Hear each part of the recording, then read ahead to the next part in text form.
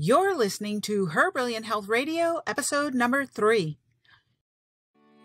She used to deliver babies, but now she delivers exceptional wellness for women. Welcome to Her Brilliant Health Radio, where holistic women's health expert and board-certified OBGYN Dr. Kyrin Dunston shares revolutionary insight from leading experts on what you need to know today to treat the root cause of disease, heal, and create the radiant health you've been searching for.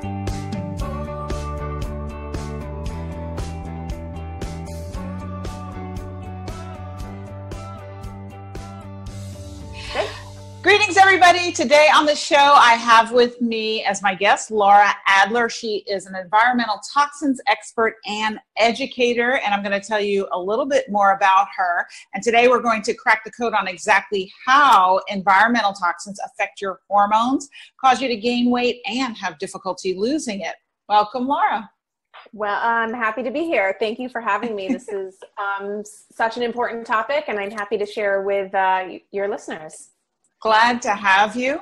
And I'm going to tell you a little bit more about Lara Adler. She's a certified holistic health coach who trains and educates practitioners within the health and wellness community to better understand the links between environmental chemicals and their impact on disease states, from weight gain and diabetes to thyroid disease and infertility, so they can more comprehensively support their clients and patients. Her clients also include health enthusiasts like you who are proactive about protecting their and their family's health and well-being. She takes a practical, real-world approach to dealing with toxins that is informative, accessible, actionable, and free from overwhelm. So glad to have you here today. Thank you. Thank you. So my question always that in my mind first is, why does somebody do what they do? Why did you become interested in health coaching and toxins? Yeah, so it was actually quite by accident. I was always interested in health and nutrition from when I was in my teens, which is pretty unusual, but I was really turned on in middle school and early high school to vegetarianism and veganism. And that's really what sort of propelled me into the health and nutrition space out of personal interest. But I never really considered doing anything professionally. And in fact, I had a whole other career for 8 years in a totally unrelated industry. But I didn't love it. Like, it was just like, it's a sales job at a desk in a cubicle under fluorescent lights, right? And so, I never let go of my passion for food and nutrition. It was sort of what I nerded out on privately. And then I discovered that health coaching was the thing, and that might be an opportunity for me to turn this sort of nerdy passion I had into doing something that was more fulfilling for me. And so I went back to school, got certified, started seeing clients, and it was actually the weight loss issue that sort of propelled me into the toxin space, because in health coaching, that's often, especially when people are just getting started, that's mostly what people are coming to them for. Mm-hmm. And about 70% of my clients had like awesome results. They lost a bunch of weight. They kept it off. They felt really great. And I had this other percentage of my people that like nothing was happening. Nothing. And I, especially as a new health coach at the time, I was like, what am I missing? What am I missing? I'm doing everything, quote, right. And so I really started to dive into the research to see what is the underlying causes behind things like resistant weight loss. And it was through that I stumbled into this category of chemicals called obesogens. And we can talk about those today because it's a super interesting topic. Mm-hmm. That sort of opened up the whole conversation into the environmental health space. And it was fascinating, frustrating, infuriating, like learning about all of these things that are used in consumer products and that people don't know. And we're all dealing with chronic health issues. Chronic health issues are just skyrocketing, and everybody's kind of singing the same tune. Diet and exercise, eat well, you'll be fine. And no one was talking about our environment and the things that we were being exposed to every day. And because I had just come out of health coaching program, I had hundreds of health coaches that I was connected to, and all of them were like, this is something that I should probably know about if I'm going to be out there working with clients. And so that's really what propelled me into moving into this space of doing all of this research, understanding what these issues are, and then helping practitioners understand them, and then also consumers, so that they can start making the practical changes in their lives that can have a meaningful impact on the amount of chemicals that they're exposed to, with the end goal of, reducing the stress and the burden on their bodies so that they can get better faster.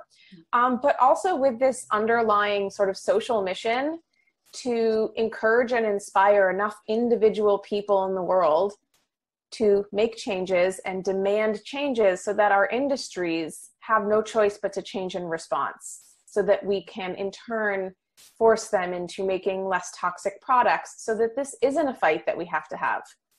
So that's sort of it was very roundabout, but it's since I've hit the ground running, it's been nonstop, and this conversation has really exploded in the public sphere. So it's been wonderful to see more and more people open to understanding these issues, and they're more alert. I mean, even things like the disaster in Flint, Michigan, has really helped put this conversation in the spotlight. And sometimes, unfortunately, it takes a disaster, tragedy like that in order for us to recognize that this is serious. Yes. And I find that most people are just completely oblivious. And like my kids will say, if it was bad for you, they wouldn't let it be that way. Yes. And that's such a common kind of reaction or response to hearing about this stuff. And the truth is that that's actually not true. There is no they that's overseeing this, right? So, our chemical policy in this country is such that chemicals are not required to be tested for safety prior to coming to market. And so what that means is manufacturers can use whatever chemicals and synthetic materials and ingredients in their products. They don't have to do testing. They don't have to disclose all the ingredients in some cases. And, the end result is that consumers are guinea pigs for these products. And, one of the biggest misconceptions and things that I see, in addition to that, like, well, if it was bad, wouldn't they be protecting us? They, yeah, I don't know who they are, is that, if this stuff was so toxic, then why are people not like pouring into emergency rooms? Which is something that I've actually seen like bloggers write about, like an objection. And I'm like, that's actually, they're not toxic in the same way that like drinking a bottle of bleach is toxic, right? They're not acutely toxic. And so no, the shampoo that you use, unless you have a severe immediate reaction, isn't going to send you to the emergency room. That's not how they're toxic. They're toxic on this very low level, chronic daily exposure that's just weakening our immune system, that's putting stress on our bodies, that's slowly turning the tide of our hormones. It's not, for the most part, an immediate chronic reaction. And that's where people have this disconnect, because they don't see an immediate reaction, so they don't take it seriously that it's a problem. But when we look at the research and the mountains and mountains of research, we're seeing that so many of these chemicals that we're exposed to every day through our consumer products are linked to just about every single chronic disease and health issue that people are experiencing across the board. Yeah, that kind of temporal uncoupling, where you might have it now and it might be 20 years till you see an effect. And then the other issue that I think people really don't understand is the cumulative effect. Nobody's looking at that. And if you're exposed to, 200 chemicals in the morning before breakfast because your deodorant and your makeup and your shampoo and, all the stuff you use, nobody's looking and seeing the cumulative effect. And then it's 20 years later. And it's really hard to do that. I mean, from a research standpoint, there's so many variables. Like, I understand why they can't really do that. There's been some research looking at the endocrine disrupting chemicals, which are for the most part synthetic estrogens, and we can definitely talk about those. Yeah, we're definitely talking about those. But there's some research that's showing, 1 + 1 does not equal 2 in this equation. So if you have one endocrine disruptor, it's X percentage bad or whatever. And the second one, it's not an equal, together they actually have this synergistic effect that can make the resulting sort of cascade of symptoms actually worse, right? Their effect is actually worse than if they were just counted as individuals. And so they're amplifying each other. And, you know, this mix of chemicals that we all have floating around in us, you know, is referred to as the cocktail effect. Like when we're mixing a whole bunch of stuff, like we actually don't know what that effect is. It's probably not good. Yeah. Just say that, like, it's probably not good.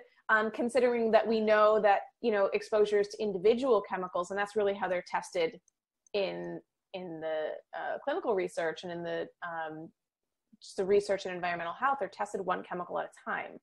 And that's actually true for the ingredients that are in the products that we use. Like a shampoo, for the most part, isn't tested. It's the individual ingredients that are tested and that meet the, you know, FDA limits of whatever, but collectively, they're not being measured in the same way. So, and even the individual ingredients, talk a little bit about that, because they'll take kind of a ridiculous amount and then they'll see what's the lethal dose that kills half of the rats. So it's so unrealistic. Talk a little bit about that. Yeah. So there's a common saying in this space that, you know, and in a lot of spaces too, that like, you know, the dose makes the poison, right? So that, you know, everything is toxic. It's really just dependent upon how much. And that the more of something that you take, eat, consume, are exposed to is worse than a small amount. And in some cases, that's absolutely true, right? So radiation, right? A lot of radiation is terrible,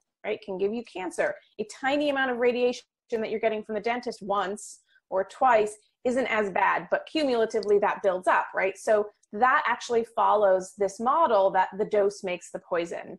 And this is the absolute foundation, sort of the dogma that exists in the field of toxicology, that they are literally making this assumption that all things follow this same, it's called a dose response curve. And so that things are having a linear dose response curve, so that they are, I'll use a little pen here, like that the effect is either straight up and down that way or straight up and down this way, and that there's no modification. So in toxicology studies, what you were talking about with that like LD50, let's say you've got a graph, right? And you've got a little axis here and you've got this dose effect. They're testing, and this is like those exposure levels that are like, this is 100 million times higher than what you'd be exposed to in a normal everyday. Let's start there. And like, sure, that's going to mess you up. So let's kind of inch down and we'll cut that in half and we'll test here. And then here's where we've got like LD50, right? 50% of the rats die. Let's kind of back it down a little bit because we want something safer. So they get to this place where they see no effect. And so they say, okay, that's good. And then they never test anything lower than that. So what happens is they make this assumption that the line continues in the same path. They're just assuming that based on this concept or this theory of the dose makes the poison. But when it comes to endocrine disrupting chemicals in particular, there's more and more research that's showing that they don't follow the rules. They don't follow the rules of that linear path. So when we get to those tiny, teeny tiny doses that normally you'd say like, well, that doesn't matter because it's so small, the research is actually showing that they have very peculiar graphs or lines on a graph, right? So they can kind of go up like this or wiggly lines. They behave very unpredictably. So sorry, go ahead. Well, I was just going to say is so in that really low range, right, where people are getting exposed every day to these teeny tiny amounts, that researchers are saying in some fields, and particularly toxicology, are saying, well, that doesn't matter because it's so little. When it comes to endocrine disrupting chemicals, it is a big deal because our endocrine system is already biologically designed to respond to these minute levels of hormone in the body. So when we go through hormonal changes, we're not going through like, you know, grams and ounces. We're these tiny parts per million, parts per billion, parts per trillion levels of hormones in the body that are, and we can, you know, we ever see a child going through puberty, like, you know, we all know what that looks like. Right. And that's a big change in hormones, but it's a tiny little tweak. And so what the research is showing is the tiny amounts of chemicals that we're being exposed to through our consumer products are bioactive at that level. Let's get into it. Let's get into the endocrine disruptors and the estrogens. And, you know, most people listening probably know what hormones are. They know what the endocrine system is, but maybe just talk about that a little bit and exactly where you were going with that. I love that. Yeah. So, you know, the endocrine system is, I really look at it, it's like this master thermostat, right? And it's like this super finely tuned machine that's working to keep your body in this very specific range of hormones. And it really regulates everything. So it's more than just the obvious things that we think of when we think of hormones, like periods, PMS, menstruation, pregnancy, that kind of stuff. It's more far-reaching than that. So mood, energy, metabolism, temperature control, sweating, right? All of these things, our hormones really regulate everything. Mm-hmm. And so what happens with a lot of these chemicals, these synthetic chemicals, is they, and I don't actually know why this happens, why this is the case. It just seems to be that so many of these synthetic chemicals are synthetic estrogens. So they mimic estrogen in the body. And when they do that, they're essentially, they either mimic or block the role of natural estrogen in the body. And so one of the things that I think we're seeing a lot of is estrogen dominance and all of the problems that are associated with women and men that are experiencing estrogen dominance. I mean, the sort of joke, it's not funny if it's you, but like, you know, the man boobs phenomenon, then a lot of that is associated with estrogen dominance. And so, you know, our body has these hormone receptors, and we've got, you know, little hormones. I really look at this as a lock and key function. So we've got these like padlocks all over the place, and those are hormone receptors. And you've got hormones that kind of float around and will open or close, turn on, turn off, different functions in the body that can, you know, start a cascade of symptoms, good or bad. And you have these endocrine disrupting chemicals, these synthetic chemicals that can go in and pretend they're masquerading as these keys and floating around and turning things on and turning things off and really skewing the balance. So, you know, for women that have estrogen dependent cancers, right? Breast cancer, uterine cancer, or things like fibroids or these, so these endocrine disrupting chemicals that will really come in and change the profile, let's say, of your hormones. And so, you know, like I was saying, if somebody has an estrogen dominant condition like uterine fibroids, endometriosis, where there's excess, there's already an issue with excess estrogen, or those conditions are going to be flared up when exposed to estrogen, having these synthetic estrogens is just adding fuel to the fire. And, you know, my aim, and I think the overall aim in learning this stuff is not to freak people out. It's to go, oh, okay, well, there's all this extra crap that's coming in that's making me worse. What are the things that I need to do to start avoiding them, because I can't not use shampoo or deodorant, right? Right. So I just want to make sure everybody listening, listen up if this is you, right? Heavy periods, painful periods. No, it is not normal to have pain on your periods. I saw a little article the other day where in India now they're legislating to give women off on their periods if they have pain. And it is, we are normalizing disease, people, by saying that that's normal. So if this is you and you have pain on your periods, heavy periods, clots, fibroids, endometriosis, infertility, if you have a weight issue, you probably have an estrogen problem. It is the weight gain, water retention, depression, anxiety, PMS, heavy painful period, endometriosis, fibroid, breast cancer, uterine cancer, hormone. So we're going to get into what are these endocrine disruptors that Lara's talking about. Where do you find them? So I want to make sure that you are listening, and maybe you have a pen and paper and you're going to write some things down, because you're going to learn some things today that are going to help you to stop getting these chemicals in your body and help get them out.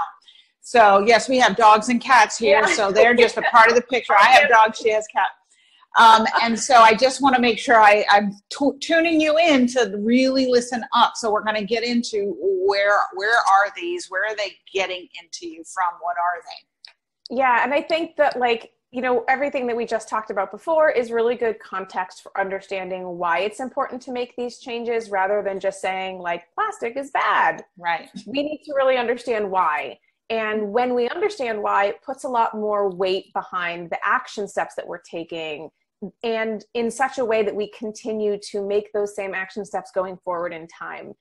And I think that's the most important part. And, you know, yes, there's always a certain degree of, like, oh my God, and fear and overwhelm, but you don't have to stay in that place, right? Because there's so many action steps that you can take. And what's amazing is that our bodies are so brilliant at being able to metabolize many of these chemicals if we give it a chance. So before I get into the specifics, I want to talk a little bit about, you know, what's happening in our body where we're being exposed to these chemicals in terms of the buildup. So the CDC normally consistently does biomonitoring studies where they're measuring the levels of these same chemicals that we're going to start talking about in the US population. And many of these chemicals, like the bisphenol A's and the phthalates, which we'll talk about, are showing up in 99% of people that they survey, that they test. So they're everywhere. They're in all of us.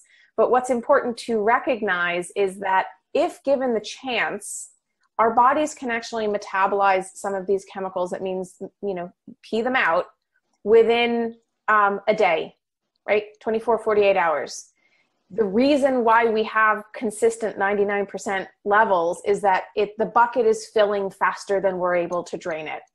So if you're using shampoo every single day, if you're using air fresheners, if you're using, you know, all of your personal care products that are loaded with a lot of these chemicals, then you're never giving the bucket a chance to drain.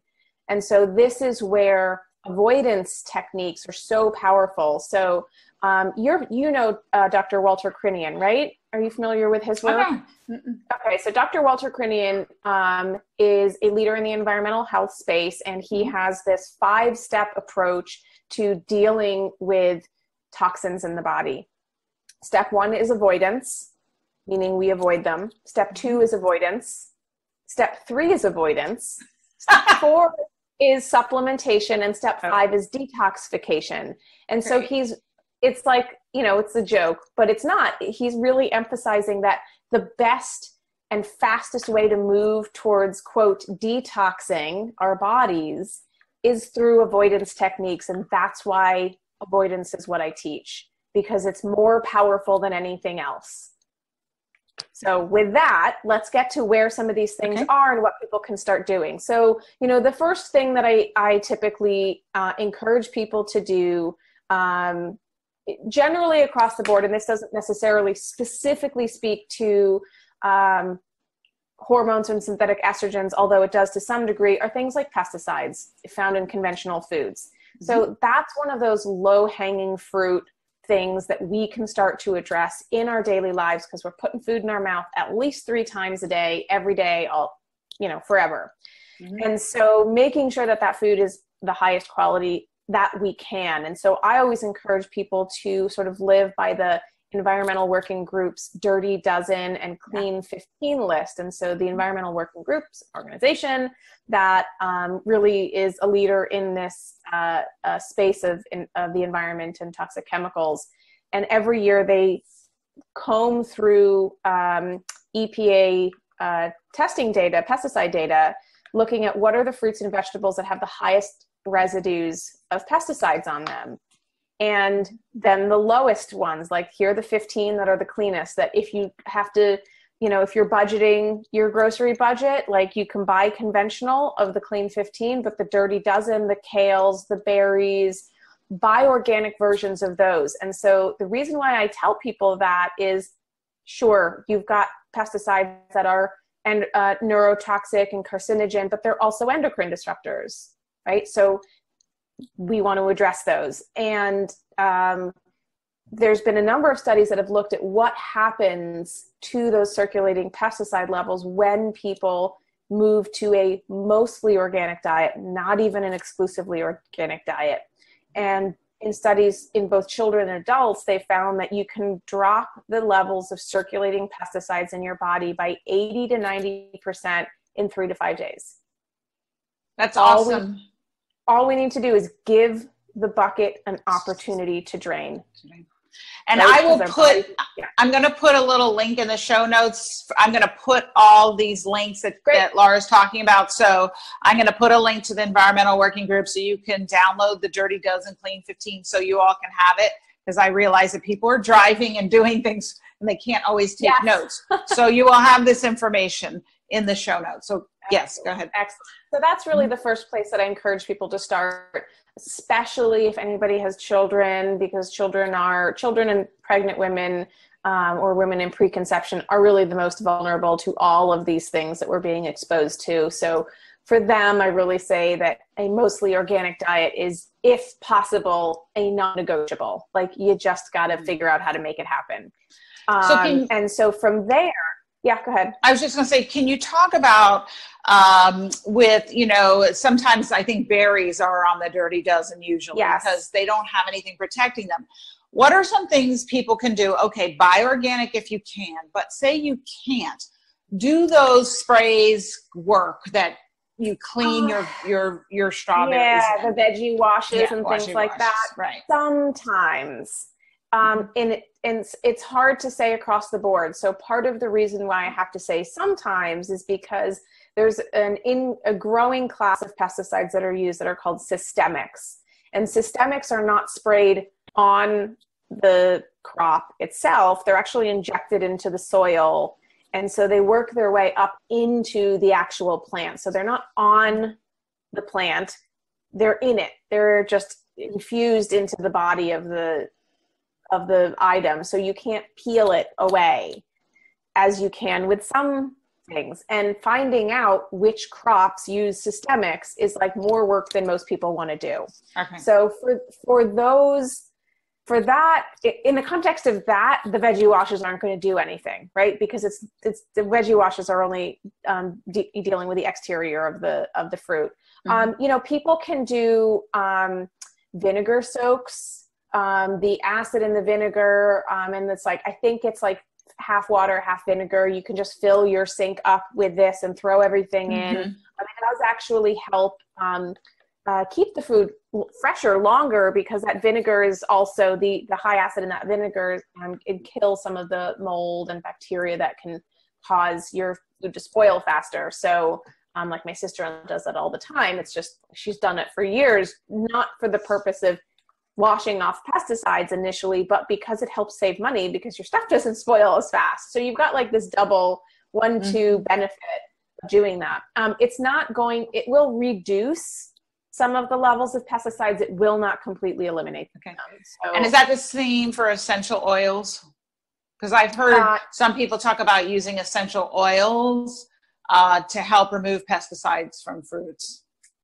I don't know. I'd have to look at the research. I've not seen any research to indicate that. There has been a number of studies that look at vinegar washes and veggie washes on the market, and some of them are like, meh, they work okay, but they're not great.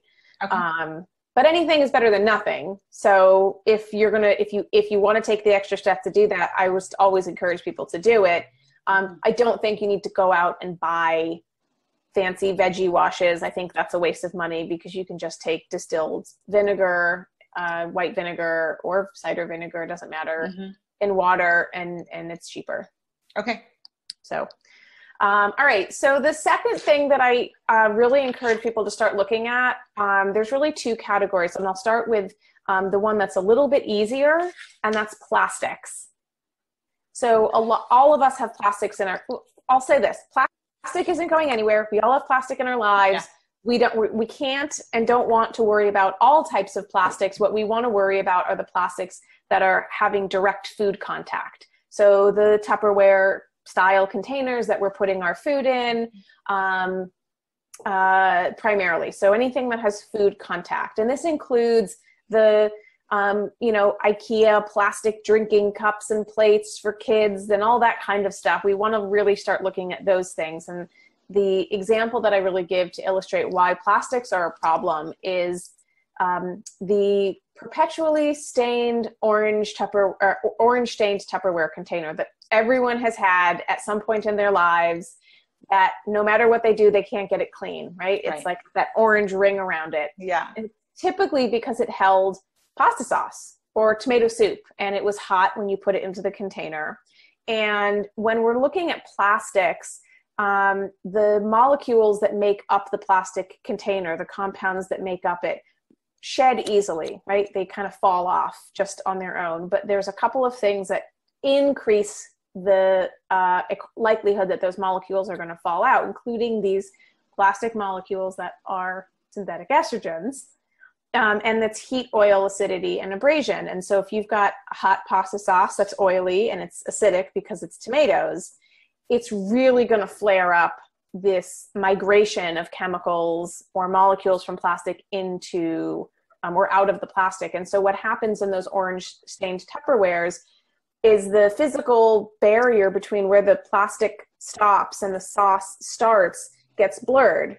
And the sauce stain is not on the plastic, it's physically embedded into the molecular structure of the plastic. And that's why you can't wash it off, because it's not on it, it's in it. And the inverse of that is those plastic molecules are now in your sauce. Lovely. Lovely, right? Lovely. So the reason why this is a big concern, so BPA or bisphenol A is the plastic chemical that has the most like street cred, right? People have heard it. You can't go anywhere these days without seeing BPA-free stickers on everything, right? So people are, even if they don't know what it is, they're kind of like, oh yeah, I've got a BPA-free water bottle. And a lot of people that are in the sort of healthy-minded consumer space have them because they thought they were better. Yes, I'm holding one right now. Oh yeah, girl. So BPA or bisphenol A is a plasticizer chemical that is a synthetic estrogen, right? So it is one of those endocrine disrupting chemicals that blocks or mimics estrogen in the body, and it releases readily. And it's not found in all plastics, but it's found particularly in polycarbonate plastic, which are the ones that are reusable drinking water bottles are made out of, our Vitamix, our food processor bowls, that clear, hard, shatterproof plastic. Right. And the uproar about BPA really got started when moms found out that BPA is used in baby bottles. And they were like, no,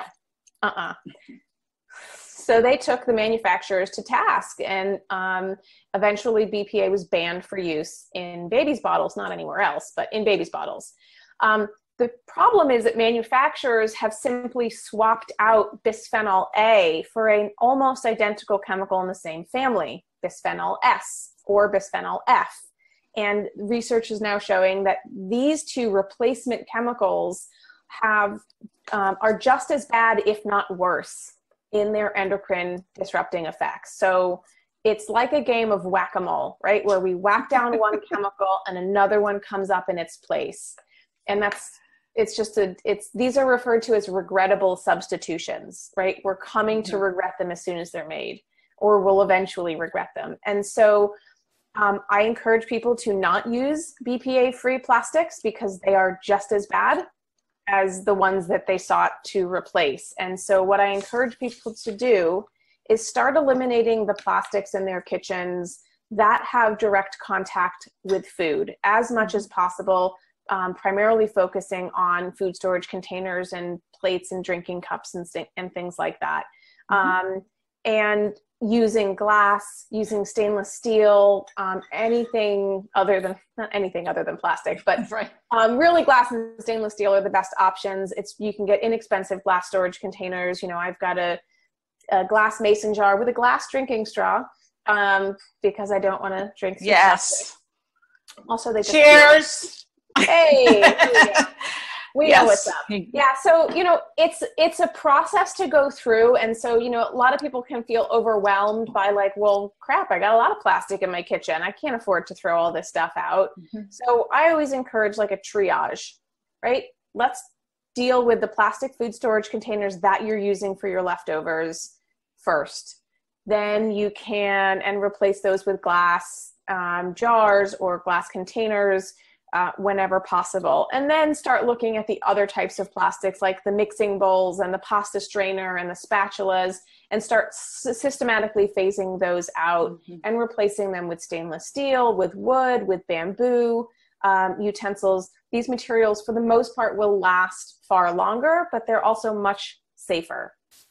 So and Lara has a great kitchen makeover program that on her website, laraadler.com, where you want to talk a little bit about that? Yeah. So the kitchen detox program is really, it's really designed to help people do this. I will say that it was developed for practitioners. So it's not like for health-minded consumers, there might be a little bit more information in there than they want or need, but the bones of the course is really designed to help people, practitioners, do this for other people, of help them detox their kitchens.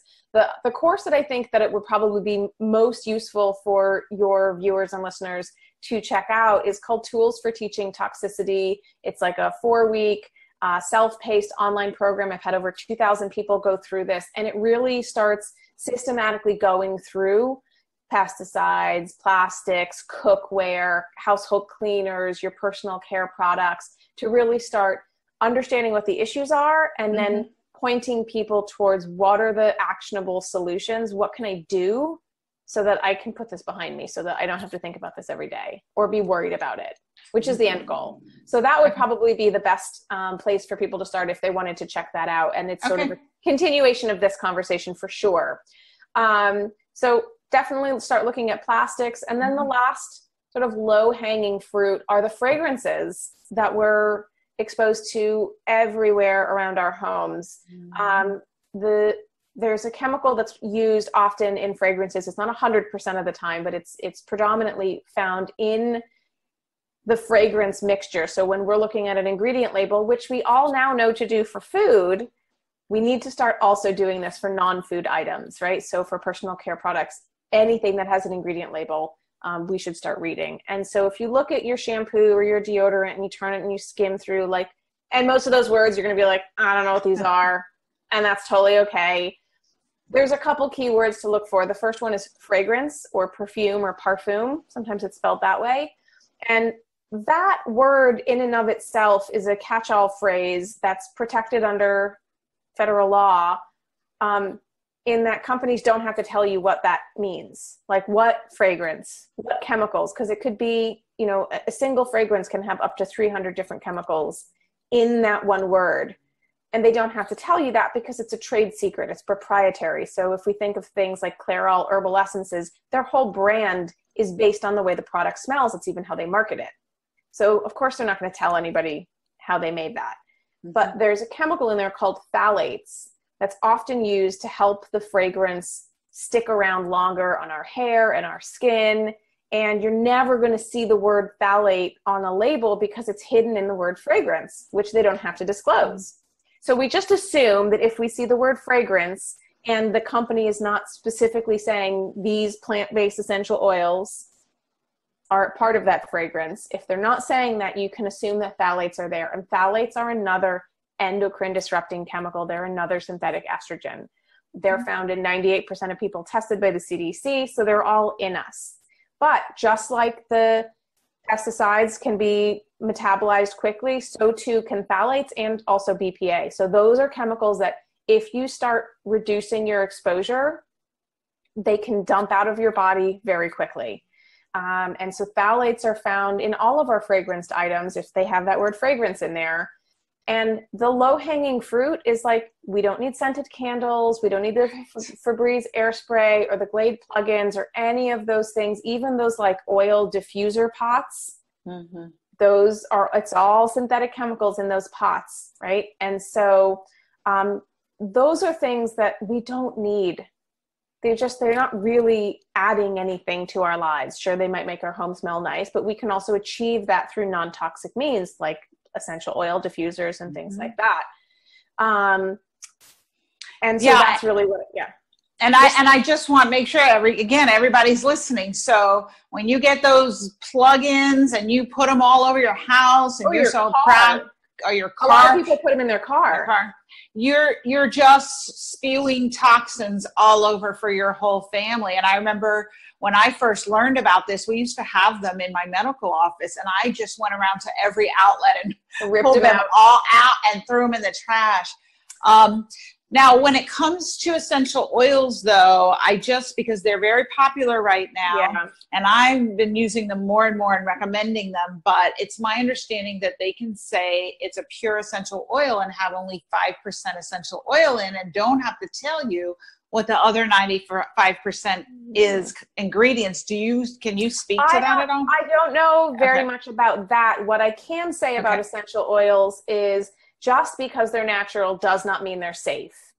So, I think that that's just sort of a blanket assumption that we make. And there's certainly, many essential oils that are not supposed to be used directly on the skin without a carrier oil because they can cause issues. There are, some essential oils that are not ideal if you're pregnant or nursing. So we really do still have to read the fine print. Obviously you have pets, I have pets. Animals can't always metabolize these chemicals in the same way that we can. So a lot of essential oils, especially the ones that are high in phenols and terpenes, are actually very toxic to cats. So I love essential oils. I don't diffuse them in my home because I have a cat. And it's just like her liver can't handle it, and they can be deadly if they're exposed at too high a level. And so everything in moderation when we're talking about essential oils, because, we still have to be cautious. And here's a little interesting nugget for you. When we use citrus-based cleaners, and this would also be true for citrus-based essential oils, that have this sort of specific profile of terpenes, if we live in an area that has high ozone levels, like if you live in a city that you get ozone warnings on the news that say, it's poor air quality, high ozone. What happens with the citrus-based cleaners is some of the constituents of that oil will react with the ozone that's naturally present or there because of pollution or ozone generating machines in your office or home. And they create what are called secondary byproducts. And that secondary byproduct is formaldehyde, which is a carcinogen. So some cities in like Los Angeles where they actually have ozone warnings, I don't know if they still do this. They used to do this at one point. They would actually say, don't use citrus-based cleaners today because it creates formaldehyde in the air, and that's a carcinogen. So this is, again, everything has an asterisk. Essential oils are great, asterisk, unless you live in this place or unless you have cats, and then you just have to be a little bit more careful. So I love essential oils, but I always encourage people to be educated and judicious in their use. And again, I love that you gave kind of the prequel where you said, don't freak out and get overwhelmed. Yeah. Your body can clear these, and, you've got to avoid. And so Lara's giving you tips on things you can do today to avoid these. So it's not that big a deal. You don't need to freak out. Just get rid of the scented candles. And it doesn't have to happen overnight. And if it takes you 6 months or a year to start this process, fine. Any step that you take to start reducing your exposure is a good step, no matter how small. And, if you feel inspired to start chucking out your Glade plugins and your scented, Febreze air fresheners and all that stuff, excellent. That's an amazing step. This is also true if anybody has respiratory issues in the home, allergies or asthma, because these can be triggers. This is also true if anybody has children in the home that are on the autism spectrum, because those can be sensory triggers, right? So children on the autism spectrum tend to have sensory issues and they're overstimulated. And we take for granted that our laundry detergent smells like we don't think about this stuff. But for people that have highly sensitive systems, every single one of those things as they're walking through the house can be things that can trigger behavioral episodes. And so let's get that stuff out of the house. It's not doing anybody any good. Yeah. So detoxing your house is probably where you want to start with. Yeah. Let's go back to the endocrine disruptor and kind of the xenoestrogen and how it affects your health. So I know that you like to geek out on these things, and just give people a little bit of an idea about how that works, how these chemicals function in your body, how do they get to the places they get and what they do. Well, I mean, I think that, the short answer is, so some of them behave differently, right? So we don't always know. And what's complicated is that the same endocrine disruptor, say BPA, can have a different effect in you than it can have a different effect in me. So for you, it might trigger a thyroid issue cascade, whereas for me, it might end up being something that's going to interfere with my metabolism, right? It could be one of those obesogenic chemicals. And by the way, and I talked about those right in the beginning. Yeah. So we can talk a little bit about this. Yeah, let's talk about that.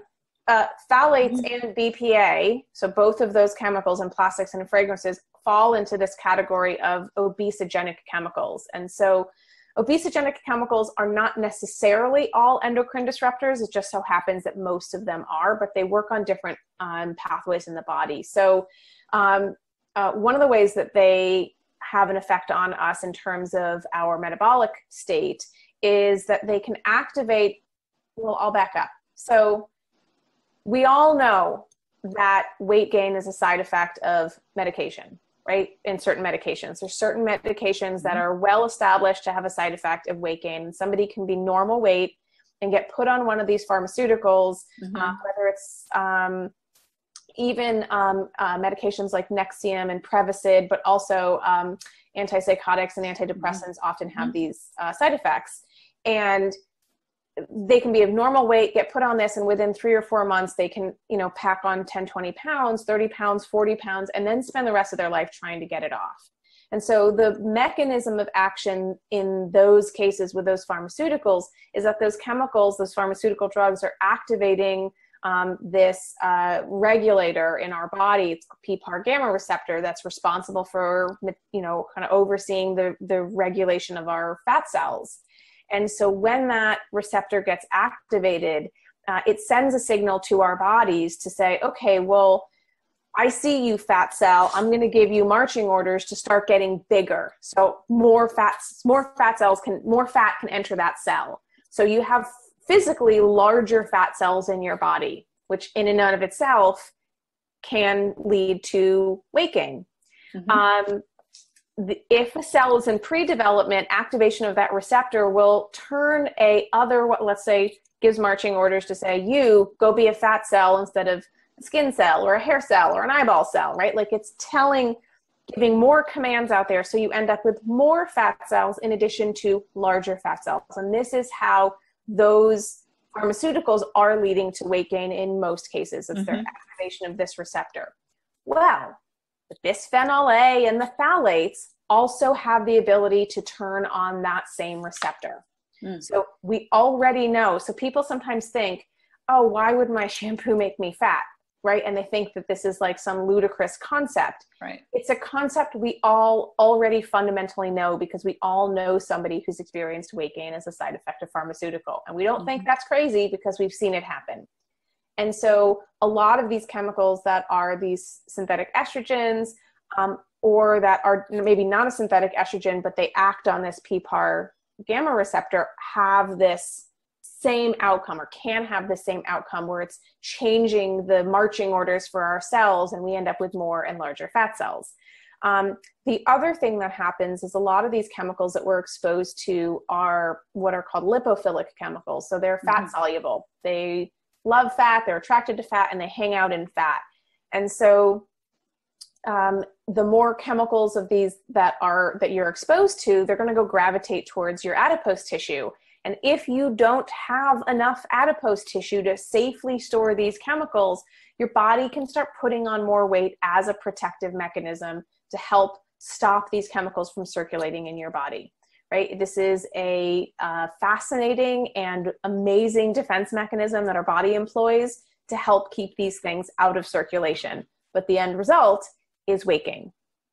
Right. And I love to tell people fat is not just decoration. It's a storage unit. Yes. And it's a storage unit for toxins. Toxins. And, you know, so what a lot of people, you know, everybody knows like that there's detoxes and cleanses like everywhere in the market these days. Hold on one second.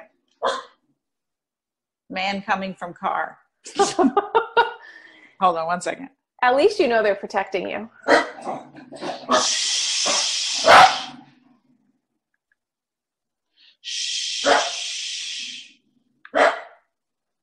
Okay, you did a good job, girl. Come here. Come here. Come, lay down. Okay, so, you know, what happens with this adipose tissue and all these toxins that are stored in us and this concept around like detoxing and cleansing and losing weight. And I don't want to be flippant about those programs because they can be super powerful and they can be great first starts and steps for people to re-engage with healthy eating and all of that stuff, but you're not actually detoxing.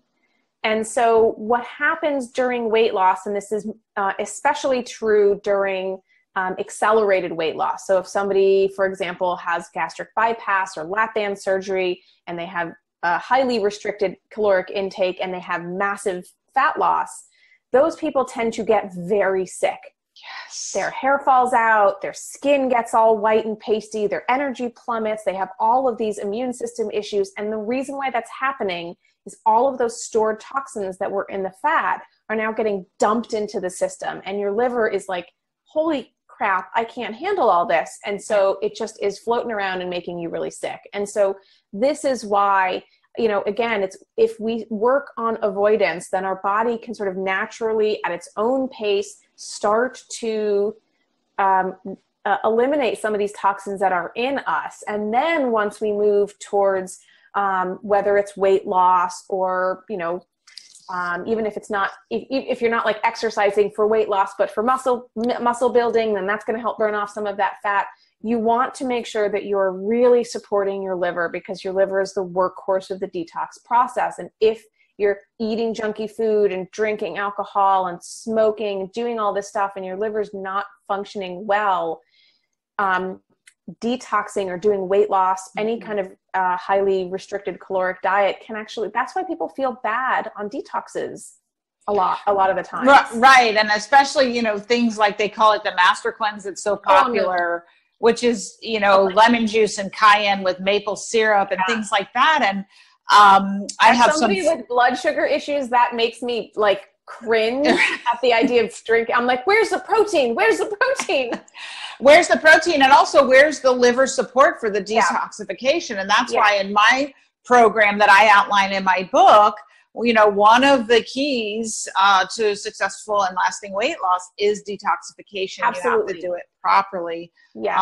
So I love what you're saying. And that's really about supporting the liver. Like, you know, I don't think that detoxing in the way that I'm talking about it, not in like a juice cleanse or a diet or a fast or something like that, but in terms of actually getting the chemicals in our bodies out, it's not a reactive process. It's a proactive process. So it's not, oh, I'm having all this stuff, I should do a detox. It's I'm doing detoxing every day. And your body is doing detoxing every day, right? You go to the bathroom, that's detoxing. You sweat, that's detoxing. Right.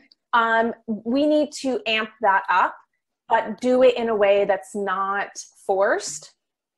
And so we do that by avoidance, and supplementation. Those are the easiest ways. And only in an instance where somebody has severe, like heavy metal toxicity, for example, that somebody would move to working with a functional practitioner to doing a more advanced provoked detox. That's not for the faint of heart, sort of medical supervision situation only in that realm. But we can do so much with avoidance and proper support of our detox. If we're not pooping, if we're not going to the bathroom, like you're not detoxing, right? And that's number one. Yeah, it's number one. And I had a woman I've known. Number two, but we'll say it's number one. Technically, it's number two, but it's the number one thing you need to do. If you're listening and you are not pooping and you are having health issues, that is the number one thing you need to do, is get yourself pooping every single day. And not with drugs, just with fiber and water and magnesium. Yeah, so, absolutely. Absolutely. Yeah. So, once you start making the changes around phasing plastics out and reintroducing glass as much as we can and swapping out your personal care products, and that in and of itself can be kind of daunting. I have a Pinterest board, a couple Pinterest boards where I pin products that I like. So if people want a shortcut, they can go there. There's lots of resources online. I'll put a link also for that. Okay. So people are like, what shampoo do I buy? What makeup do I use? Like, there are alternatives that are not made with these harmful synthetic ingredients. This wasn't true 6 or 7 years ago. It was really hard to find these products, but because consumer awareness is growing at such a frenzied rate around chemicals in consumer products, you have all of these small independent companies that have really stepped forward with this mission to create amazing products that aren't harmful. And so there's this, I actually can't even keep up with all the products that are out there now that are totally safe and non-toxic and great to use. But there's so many. So my Pinterest board has some of them. There's lots of other places online for that. Great. But yeah, just start making those changes. And if people really want to dive in, they can check out my classes. There's, like I said, there's lots of other resources online, whether it's me or somebody else. There's a lot of people talking about this. And again, my focus is practical avoidance. And let's take it one step at a time. And then we can pat ourselves in the back and say, now that I've phased out all my, like, I haven't had plastic for years. Like, I don't think about my drinking materials. I just grab what I have. I don't think about it. It's not on my mind constantly. And I think that if we can get to that place, we actually feel very empowered. And this is such great information. We could probably talk about this for hours and hours and hours, and everybody would proceed to get overwhelmed. Yes. But I loved how you prefaced that. And I love your motto, that's helping you change the things you can control so you can worry less about the things you can't. Yep. So you can tell people how they can find out more. How can they find out more about your class? So my website is just laraadler.com, LARAADLER. And the course that I was talking about, Tools for Teaching Toxicity, you can find at teachingtoxicity.com. I'm on Instagram, Facebook, all those places, Pinterest. You can just Google me. It's LARA. Most people add a U in there, but it makes it pretty easy to find me since I have a fairly unique spelled name, which you do too. So I'm sure nobody's spelling your, like, people are like, how do I find you? Just type my name into the internet and it will be there. But yes, you guys can check me out there. Follow me on Instagram, follow me on Facebook, and reach out if you have questions. I love talking with people about this stuff, and I'm happy to answer questions if people have them. Great. And I will put, I'm going to make a cheat sheet from the show with all of the notes that we've talked about, as well as all of the links and the links to Lara's class and her website and her Pinterest board, so that it makes it easy for you. And if you haven't been able to take notes, you can just download that and have that. Thank you so much, Lara, for joining me today. I know that everybody listening and watching has learned so much. They've gotten education. I always say knowledge, tools, and support are what people need. And they have gotten just that: knowledge, tools, and support, so that they can have the freedom to have the health that they want and deserve and live lives that they love. So thank you so much. You are so welcome. You are so welcome. I love talking about this, and thank you for introducing me to your audience. Thank you. Thank you for joining me for this episode of Her Brilliant Health Radio. Hopefully you're inspired to take action on some new information you received today. A step towards the bountiful, blissful, beautiful vitality that you deserve. If you have health topics and questions you'd like addressed, please message me on my Facebook page or visit KyrinDunstonMD.com and let me know. I'd love to help. Remember to share this podcast on social media and send it to your friends and family who could benefit from it too. If you love the show, please go right now to iTunes, write a review, and make sure to subscribe to the podcast so you'll be the first to know when future episodes are available. Thank you again for joining me, and remember, achieving optimal health isn't magic, it's science.